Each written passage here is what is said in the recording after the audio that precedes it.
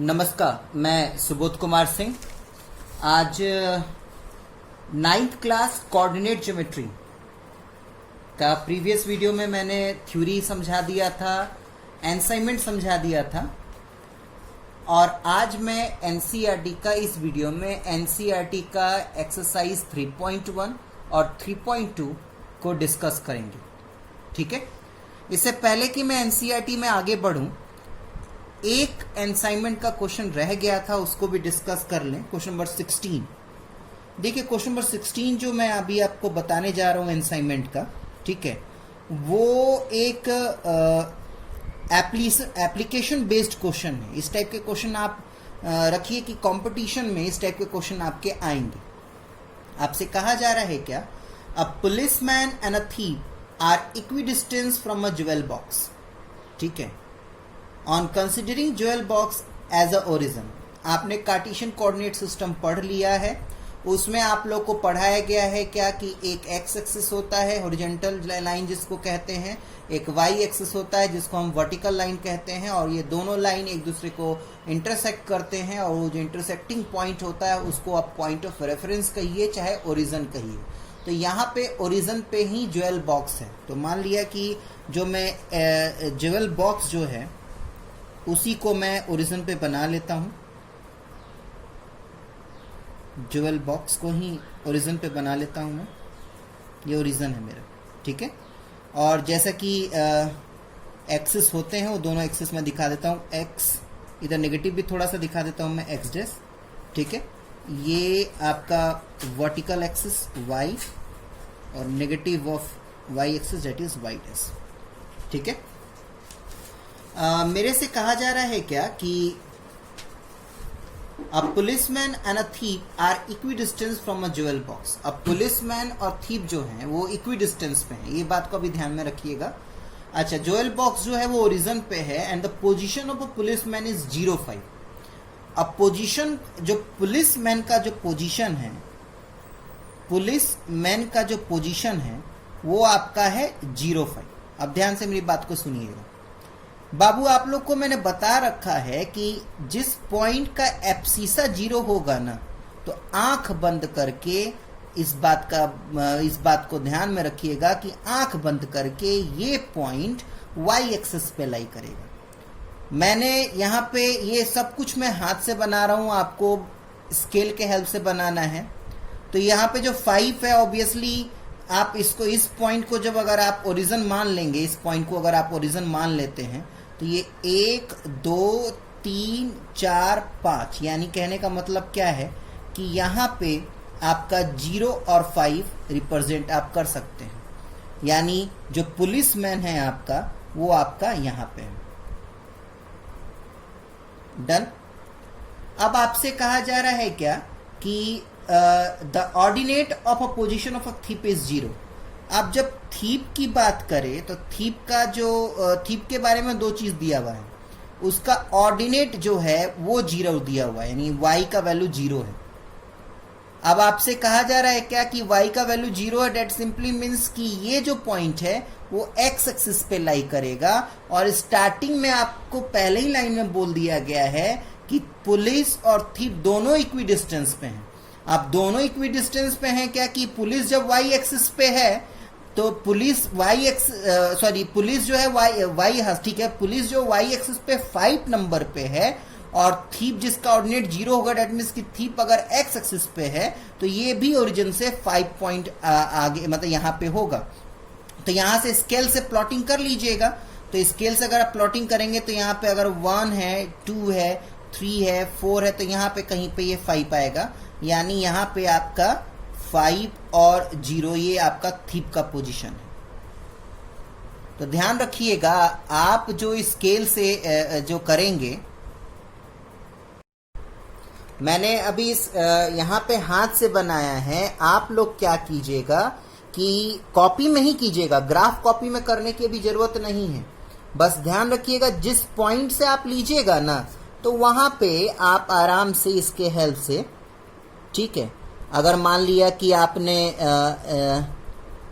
Origin से 2-2 centimetre पे एक एक पॉइंट लिया है, तो ये पहला आपका 1 हो जाएगा, फिर नेक्स्ट 4 पे 2 हो जाएगा, नेक्स्ट 6 पे आपका 3 हो जाएगा, ऐसे करके। यानी आपको कॉपी पे ही करना है लेकिन स्केल के हेल्प से कीजिएगा, ठीक है। तो ओवरऑल क्वेश्चन समझ में आया। एक बार दोबारा से रिपीट कर दूं मैं, ज्वेल बॉक्स जो है वो ओरिजिन पे रखा हुआ है। मेरे से कहा गया था क्या, स्टार्टिंग में ही बोल दिया गया है कि पुलिस और थीप का पोजीशन सेम है, तो इस तरीके से आप पोजीशन अचानक नहीं निकाल पाएंगे। इसलिए कभी कभार ऐसा होता है क्या कि क्वेश्चन को पूरा पढ़ना जरूरी होता है बेटा।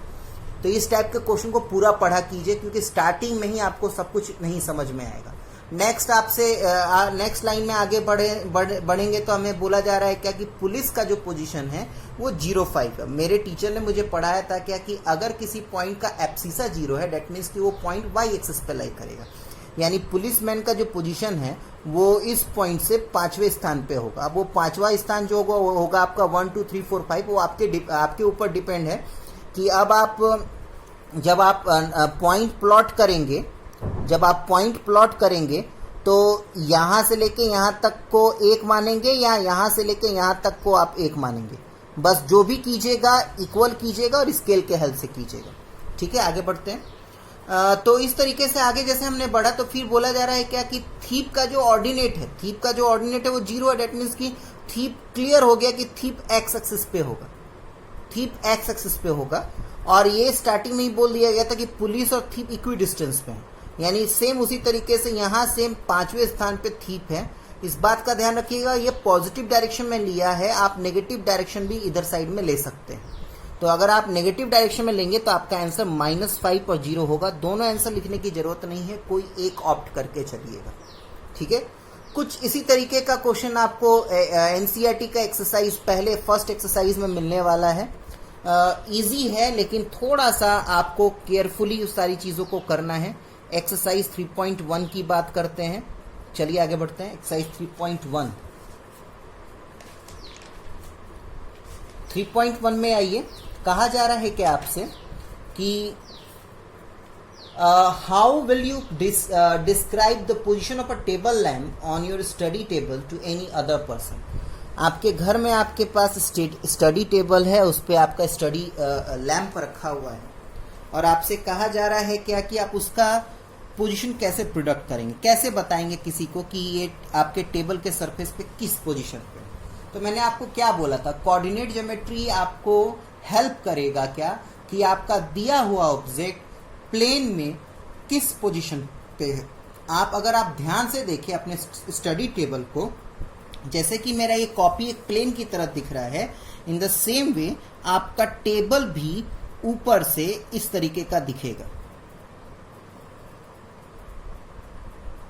तो कार्टेशियन सिस्टम में सबसे पहला पार्ट जो होता है वो प्लेन का होता है। तो हमने ये टेबल का एक प्लेन बना लिया। अब दूसरा चीज क्या होता है, दूसरा चीज होता है ओरिजिन।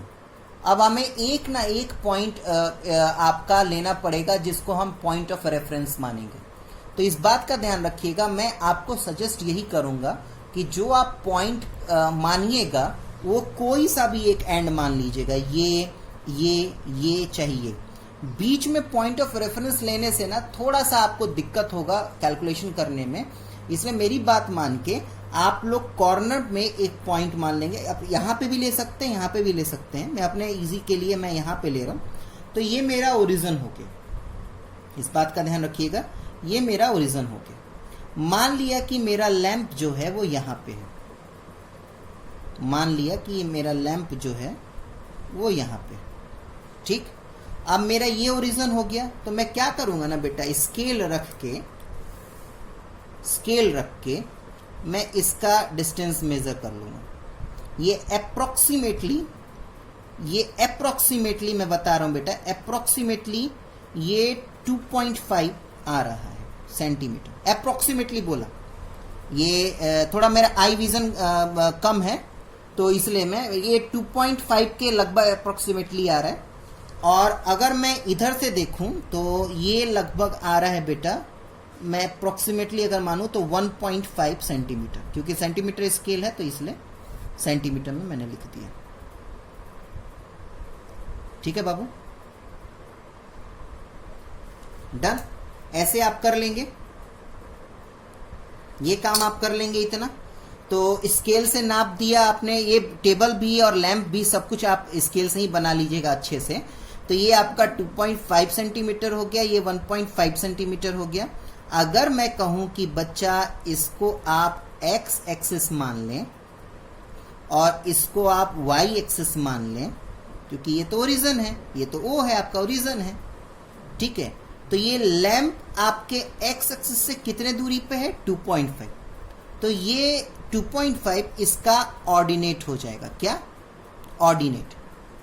बात समझ में आया कि वो चीज जो हमें ये बताता है कि हमारा दिया हुआ ऑब्जेक्ट एक्स एक्सिस से कितने दूरी पे है, वो ऑर्डिनेट होता है। और ये चीज हमें ये बता रहा है 1.5 कि हमारा लैंप वाई एक्सिस से कितने दूरी पे है, तो ये मेरा आ जाएगा एब्सिसा। तो इस तरीके से आपको एब्सिसा और ऑर्डिनेट दोनों पता चल जाएगा और आप किसी भी पर्सन को बता सकते हैं कि टेबल पे आपका लैंप किस पोजीशन पे है। ध्यान रखिएगा, ये एक मैंने तरीका बताया। अब जब आप ड्रॉ करेंगे, बड़ा फिगर बनाएंगे, तो नॉर्मल सी बात है कि आपका मेजरमेंट भी बड़ा आएगा। इसका आंसर कोई फिक्स्ड नहीं है, प्रोसीड्यूर यही रखिएगा। जैसे मैंने आपको सिखाया वही प्रोसीड्यूर रखिएगा। ओरिजिन को किसी भी कॉर्नर में ही रखिएगा, बीच में रखेंगे तो थोड़ा आपको दिक्कत होगा, ठीक है। तो इस तरीके से आप बहुत अच्छे से किसी भी पर्सन को आराम से बता सकते हैं कि आपका लैंप किस पोजीशन पे है, ठीक है। डन। तो ये आपका एक्सरसाइज 3.1 का एनसीईआरटी का फर्स्ट क्वेश्चन था। अब मैं बात करता हूं एनसीईआरटी एक्सरसाइज 3.1 का एनसीईआरटी का सेकेंड क्वेश्चन। बहुत बड़ा क्वेश्चन है, ध्यान से समझिएगा। बड़ा तो है लेकिन इजी है, लेकिन थोड़ा ध्यान देना पड़ेगा, ठीक है। चलिए स्टार्ट कीजिए। लिखा है अ city has 2 main road which crosses each other at the centre of the city. मैंने क्या बोला था, इस टाइप के क्वेश्चन को थोड़ा आगे तक पढ़ना पड़ेगा, अचानक कोई चीज समझ में नहीं आएगा बेटा। A city has 2 main road which cross each other at the center of the city. Done. These two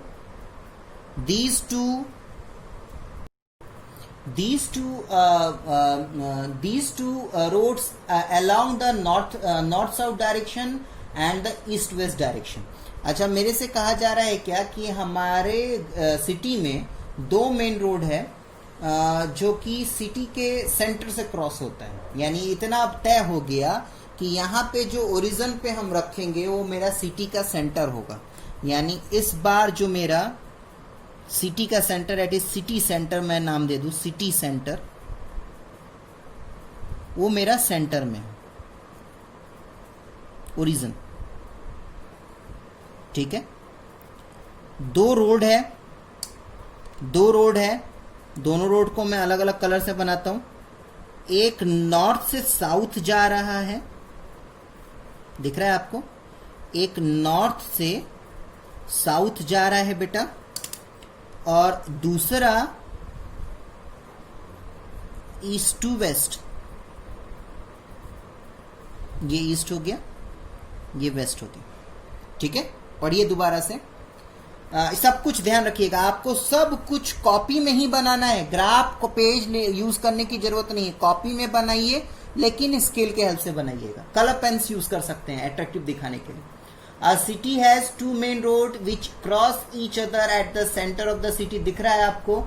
These 2 roads are along the north-south direction and east-west direction. East-west direction भी दिख रहा है। All the other streets of the city run parallel to these road and are 200 meter apart. थोड़ा और बढ़िए। There are 5 streets in each direction. ठीक है, इनको छोड़ दिया जाए। ये मेन रोड है, ये मेन रोड है। अब स्ट्रीट रोड आप समझ रहे हैं ना, जो आपके गली से निकलता है, that is called street road, ठीक है। अब स्ट्रीट रोड की बात करें तो 5 स्ट्रीट रोड हैं। 1 2 3 4 5। ध्यान रखिएगा, आपको सब कुछ स्केल से बनाना है बेटा। स्केल से आप बनाएंगे ना बेटा, तो स्केल से बनाएंगे तो आपको अनइक्वल नहीं दिखेगा। मान लिया ये मेरा फर्स्ट स्ट्रीट है, ये मेरा सेकेंड स्ट्रीट है, ये मेरा थर्ड स्ट्रीट है, ये मेरा फोर्थ स्ट्रीट है, ये मेरा फिफ्थ स्ट्रीट है। सेम इसी तरीके से ब्लैक पेन वाला भी बना दूंगा। तो ये मेरा हो गया 1 2 3 4 और फिफ्थ वन थोड़ा सा ऐसे बनाना पड़ेगा, फिफ्थ। तो ये आपका आ गया first second third fourth fifth. Done, ठीक है। सारे स्ट्रीट दिख रहे हैं 5-5। अच्छा, ये बात ध्यान में रखिएगा कि मैं ये इन दोनों के बीच का भी और इन दोनों के बीच का भी सब दिख रहा है, इन दोनों के बीच का भी और इन दोनों के बीच का भी, दोनों का मेजरमेंट 200 मीटर अपार्ट होगा। ये इधर से भी 200 मीटर अपार्ट है और इधर भी 200 मीटर अपार्ट है। डन, क्लियर है। एक बार फिर से पढ़िए।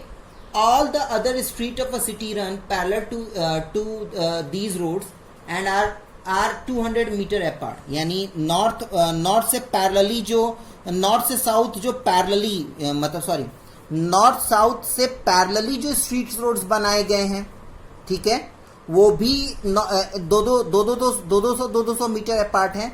और ईस्ट वेस्ट मेन रोड से भी जो पैरेलल स्ट्रीट रोड बनाए गए हैं वो भी 200 मीटर ब्रॉड है।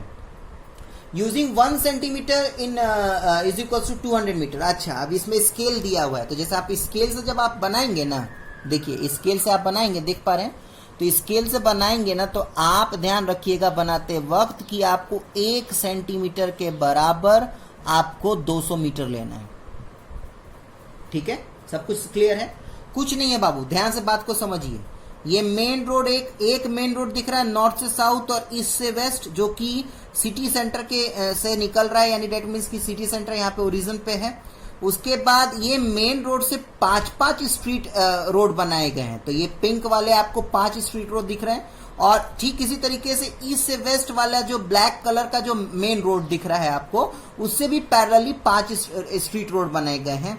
इन लोगों के बीच का जो गैप है वो 200 मीटर का है। आपको बोला गया है कि जब आप कॉपी पे बनाए इस चीज को, तो 200 मीटर का मेजरमेंट आप 1 सेंटीमीटर के बराबर लिखेंगे। यानी आपका जो स्केल होगा यहाँ पे जो स्केल होगा वो 1 centimetre is equal to 200 metre के बराबर होगा।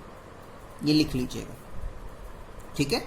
जो आपका स्केल होगा वो आपका 1 सेंटीमीटर के बराबर 1 सेंटीमीटर जो होगा वो 200 मीटर के बराबर होगा। Represent the road street by a single line. Single line से ही बनाना पॉसिबल है बेटा, रोड तो बनाने बैठ गए तो पता नहीं और क्या करना पड़ेगा। There are many cross streets in your model. हाँ है, जब हम स्ट्रीट रोड बना देंगे ईस्ट वेस्ट मेन रोड के भी पैरेलल, यानी ब्लैक वाले स्ट्रीट रोड जो दिख रहे हैं और पिंक वाले स्ट्रीट रोड जो दिख रहे हैं, तो आपको दिख रहा है कि बहुत सारे क्रॉस स्ट्रीट भी बन रहे हैं।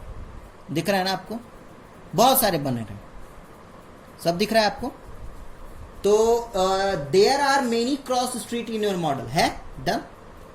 अ particular cross street is made by 2 street. Obviously अगर मैं इस क्रॉस स्ट्रीट की बात करूं तो ये क्रॉस स्ट्रीट जो है वो 2 पर्टिकुलर क्रॉस स्ट्रीट के क्रॉस करने से बन रहा है। नाम से ही पता चल रहा है बेटा, क्रॉस स्ट्रीट। तो क्रॉस स्ट्रीट मतलब स्ट्रीट भी है, क्रॉस भी करेगा। तो 2 स्ट्रीट एक दूसरे को क्रॉस करेगा तभी तो क्रॉस स्ट्रीट बनेगा। तो a particular cross street is made up of 2 street. Done. One running in a north south direction and another is a south west direction. अगर मैं इसी को क्रॉस स्ट्रीट की बात करूं तो ये क्रॉस स्ट्रीट किससे बना? एक वैसा स्ट्रीट रोड से बना है जो नॉर्थ से साउथ जा रहा है, और एक ऐसा स्ट्रीट रोड से बना हुआ है जो ईस्ट से वेस्ट जा रहा है। Am I right? आगे पढ़िए। Each cross street is referred to in the following manner. अच्छा, आगे बढ़ते हैं, क्या है? If the second street running in the north south direction, ये second street running in the north south direction, ठीक दिख रहा है। And the fifth in east west direction. Fifth यानी ये वाला, ये फिफ्थ वाला, ठीक। Meet at a same point. तो नॉर्थ से साउथ जाने वाला सेकेंड स्ट्रीट और ईस्ट से वेस्ट जाने वाला फिफ्थ स्ट्रीट, यानी इस क्रॉस स्ट्रीट की बात की जा रही है। Meet at the same point, then we will call this cross street obviously 25 कहा जाएगा इसको। कहा जाएगा ना बेटा। अगर मैं मेजरमेंट करके लिखूं तो ये मेरा 0, ये 1 और 2, और इधर मेजरमेंट करके लिखूं तो 1 2 3 4, सॉरी यहां से एक स्टार्ट होगा, 1 2 3 4 5। तो इस पॉइंट का जो x होगा वो 2 होगा, इस पॉइंट का जो y होगा वो 5 होगा ना जी। आगे पढ़िए। Using this convention find how many cross street can be referred to as 4 3। अब हमें बताना है कि 4 3 वाले कितने क्रॉस स्ट्रीट होंगे और 3 4 वाले कितने क्रॉस स्ट्रीट होंगे। तो देखिए, इससे पहले कि मैं आगे बहस करूं, आपको मैंने थ्योरी पढ़ाते वक्त पढ़ाया था क्या कि हर एक ऑर्डर एक पर्टिकुलर पॉइंट को रिप्रेजेंट करता है। हर एक ऑर्डर एक पर्टिकुलर पॉइंट का रिप्रेजेंट करता है। जैसे मैंने बोल दिया कि 5 और 10, तो ये एक पर्टिकुलर पॉइंट को रिप्रेजेंट करेगा। अगर मैं ऑर्डर को चेंज कर दूंगा तो ये पॉइंट डिफरेंट हो जाएगा, ये पॉइंट और ये पॉइंट सेम नहीं है। तो इस बात का ध्यान रखिएगा कि a single particular order represent single point. क्या? Since a single particular order represent single point। अब यहां पे ऑर्डर किसकी बात कर रहा हूं मैं? एक एब्सिसा और एक ऑर्डिनेट एक सिंगल ऑर्डर होता है। तो एक सिंगल ऑर्डर एक सिंगल पॉइंट को रिप्रेजेंट करेगा। यानी अगर मैं 4 3 की बात करूं तो ये सिर्फ और सिर्फ एक क्रॉस स्ट्रीट की बात करेगा। तो 4 3 मेरा कहां जाएगा? तो एक, मान लिया कि ये मेरा 1 है, 2 3 4, तो 3 4 और 3, यानी ये 4 और ये 3, ये मेरा वो क्रॉस स्ट्रीट है जिसका नाम 4 3 है। नेक्स्ट मेरा क्या है? 3 4, तो 3 और 4, यानी ये वो क्रॉस स्ट्रीट है जिसका नाम 3 4 है। तो इस बात का ध्यान रखना है बेटा, अपना प्रैक्टिस करना है और अच्छे से बार प्रैक्टिस करना है। ये सब क्वेश्चन थोड़ा टाइम मांगता है बेटा, ऐसे आराम से कुछ नहीं होने वाला। थोड़ा काम कीजिए और सब कुछ आपको कॉपी पे करना है, स्केल के हेल्प से कीजिएगा, ठीक है। नेक्स्ट एक्सरसाइज में आगे बढ़ते हैं। नेक्स्ट एक्सरसाइज है मेरा एक्सरसाइज 3.2। ऑलरेडी डिस्कस कर चुका हूं मैं बहुत सारी चीजें इससे रिलेटेड, लेकिन कि एनसीईआरटी के क्वेश्चंस हैं तो बिल्कुल नेग्लेक्ट नहीं कर सकते बाबू, इसलिए थोड़ी चलिए फटाफट उसको भी डिस्कस कर लेते हैं। नेक्स्ट है क्या? What is the name of horizontal and vertical line drawn to determine the position of any point in the Cartesian plane. Cartesian plane में हॉरिजॉन्टल लाइन का नाम क्या है? X axis. वर्टिकल लाइन का नाम क्या है? Y axis. ठीक है, तो ये सब ओरल होने वाला क्वेश्चन है। What is the name of each part of the plane formed by these two line? आंख बंद करके दो लाइन बना दीजिए, x और y एक्सिस बना दीजिए। ये x o x dash, y o y dash. अब ये एक्सिस बनाने पे आपका ये जो पूरा प्लेन है, ठीक है, वो प्लेन के हर एक पार्ट को क्या कहेंगे? तो ये दो एक्सिस आपके पूरे प्लेन को 4 भाग में डिवाइड करता है एंड ईच भाग इज कॉल्ड क्वाड्रेंट। ठीक है। Right the name of a point which where these two lines intersect. ये दोनों लाइन जिस पॉइंट पे इंटरसेक्ट करते हैं उसको ओरिजिन कहा जाता है। तो सब कुछ क्लियर है बेटा। क्वेश्चन नंबर 2 जो है एनसीईआरटी का, क्वेश्चन नंबर 2 जो है वो सेम है जो कि मैंने आपको असाइनमेंट में क्वेश्चन नंबर 8 और 11 बताया था, लेकिन 11 की बिल्कुल हूबहू 11 की तरह है, लेकिन उसके बावजूद भी आइए हम उसको डिस्कस कर लेते हैं, क्यों छोड़े उसको भी, एनसीईआरटी के क्वेश्चन को भी। चलिए, तो आपके पास डायग्राम होगा, ध्यान से देखिए। बी का कोऑर्डिनेट बताना है हमें। बी का कोऑर्डिनेट, बी देखिए, बी कहां पे है? बी आपका सेकेंड क्वाड्रेंट में है। इसका कोऑर्डिनेट जो होगा वो -5 और 2 होगा। M I right? पहले एब्सिसा लिखते हैं, फिर कोऑर्डिनेट लिखते हैं, ऑर्डिनेट लिखते हैं, ठीक है। सी कहां है? सी मेरा 4th क्वाड्रेंट में है। 4th क्वाड्रेंट, तो सी का कोऑर्डिनेट क्या होगा? 5 and -5। Done done, very good. आगे बढ़ते हैं। The point identify by the coordinates -3 -5। तो -3 और -5 से कौन सा कोऑर्डिनेट इंडिकेट किया जा रहा है? ई। आराम से कीजिए, सब हो जाएगा। The point identify bye 2 and -4। तो चेकआउट कीजिए 2 और -4 से किस चीज को रिप्रेजेंट किया जा रहा है? जी। Fifth question, the abscissa of point D, point D का एब्सिसा क्या है बाबू? 6। Very good. The ordinate of point H, H point का ऑर्डिनेट क्या है बेटा? ऑर्डिनेट, ऑर्डिनेट यानी वाई एक्सिस का वैल्यू -3, एच का वैल्यू 6 का -3। ठीक है, हाँ आगे बढ़ते हैं। नेक्स्ट है आपका the coordinate of point L, L का कोऑर्डिनेट यानी एल, देखिए एल कहाँ है? एल आपका वाई एक्सिस के पॉजिटिव डायरेक्शन पे लाई कर रहा है, तो यानी 5 इसका आंसर होगा। डन। कोऑर्डिनेट बताना है तो ऑब्वियसली एल वाई एक्सिस पे लाई कर रहा है यानी एब्सिसा 0 होगा, तो 0 5। एम कहाँ है? एम जो है एक्स एक्सिस पे लाई कर रहा है, नेगेटिव डायरेक्शन, एक्स एक्सिस पे लाई कर रहा है तो ऑर्डिनेट आपका क्या होगा? 0। और एम कहाँ पे लाई कर रहा है? -3 यानी -3 और 0। ठीक है बेटा, तो इस तरीके से आपका एक्सरसाइज एनसीईआरटी का एक्सरसाइज 3.1, 3.2 और आपका पहला असाइनमेंट अब तक क्लियर हो चुका है। आराम से सारी चीज़ों को अच्छे से प्रैक्टिस कीजिए। नेक्स्ट एनसीईआरटी का एक्सरसाइज से रिलेटेड जो भी थ्योरी और असाइनमेंट होगा उसको नेक्स्ट वीडियो में डिस्कस करेंगे। तब तक अपना ध्यान रखिए, घर में रहिए और पढ़ाई कीजिए। धन्यवाद।